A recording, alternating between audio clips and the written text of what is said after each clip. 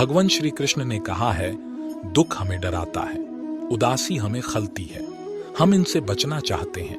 इसीलिए जब मूड खराब होता है तो हम जितना जल्दी हो उसे ठीक करने में लग जाते हैं। खुद को जल्दी खुश करने के लिए हम एक से दूसरे, दूसरे से तीसरे व्यक्ति या चीजों के पीछे भागते रहते हैं। दुखी होने पर खुश होने की और बेचैन होने पर शांत दिखने की कोशिश करते रहते हैं। यहाँ एक बात याद रखना जरूरी है, किसी भी चीज की शुरुआत और उसका अंत दोनों मायने रखती है।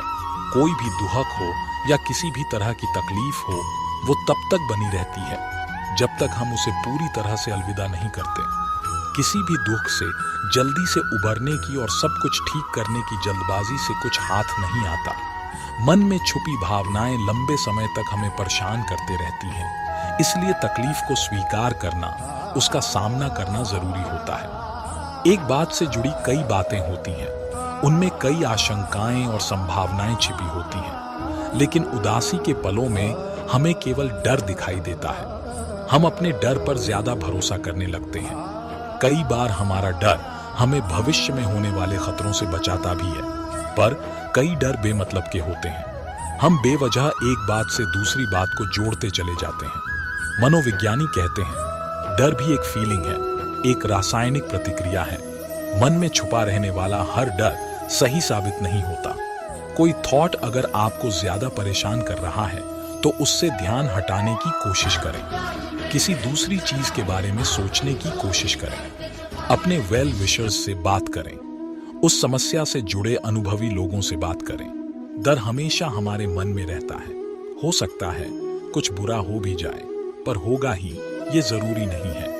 अपने डर को स्वीकार करें, पर हमेशा उसे अपने साथ ना रखें।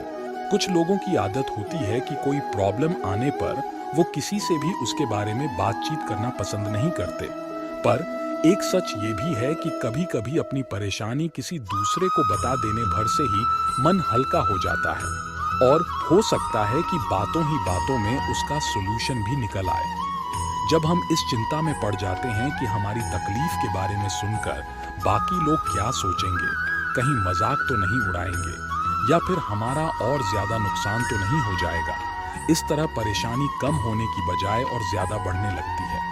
पूरी दुनिया के सामने अपनी परेशानी का ढिंढोरा ना पीटें। इसके विपरीत अपने किसी दोस्त, फैमिली मेंबर या फिर ऐसे व्यक्ति जिस पर आप भरोसा करते हो, उनके साथ अपनी प्रॉब्लम को शेयर करें। ऐसा करने से मन में एक विश्वास आता है कि मुसीबत के समय हम अकेले नहीं हैं। कोई है जो हमारा सहारा बनकर हमारे साथ खड़ा रह सकता है। इसलिए अपनी बातों को विश्वास लायक लोगों के साथ शेयर करने से बिल्कुल भी ना हिचकें। जो सच है वो कहें और अपनों से एक अच्छी राय जरूर लें। दुनिया किसी को नहीं छोड़ती। हम सभी की जिंदगी में कुछ लोग ऐसे जरूर होते हैं जिनका काम टांग खिंचाई करना, हमारा मजाक उड़ाना, हमें पीछे धकेलना या फिर नुकसान पहुंचाना होता है। पर दुनिया यहीं तक नहीं होती। इससे साथ साथ एक दुनिया वो भी है जो हम अपने साथ बनाते चलते हैं। दूसरों की बातों पर ध्यान ना देकर खुद के लिए जब हम कुछ करते हैं तो अपनी उस दुनिया को हम और बेहतर बनाते हैं। हर बार जब किसी मुसीबत या दुख के बाद हम फिर से खड़े होते हैं तो वो दुनिया और बड़ी और मजबूत हो जाती है। आज नहीं तो कल, कल नहीं तो परसों, हम इसी तरह अपने कामों को टालते रहते हैं। जो काम आज हो सकता है उसे कल पर टाल देते हैं और कल आने पर परसों। इसी तरह समय बीतता जाता है और एक एक दिन के साथ हमारे कामों का बोझ बढ़ता जाता है। जैसे जैसे हमारे कामों का बोझ बढ़ता जाता है तो हम उन कामों को करना ही छोड़ देते हैं, और ऐसे में कई बार हम अपने जरूरी काम भी नहीं कर पाते और फिर बाद में उसी का अफसोस करते हैं। अपने काम को टालते रहना या फिर हर काम में काम चोरी करना असफल लोगों की निशानी है। जो काम आप आज और अभी कर सकते हैं उसे कभी भी कल पर ना टालें। अपने आलस को अपनी जिंदगी से दूर रखकर उस काम को आज ही निपटा लें। मेरी सलाह है कि जो काम आप आज कर सकते हैं उसे कल पर ना छोड़ें। टाल मटोल का रवैया समय का सबसे बड़ा चोर है।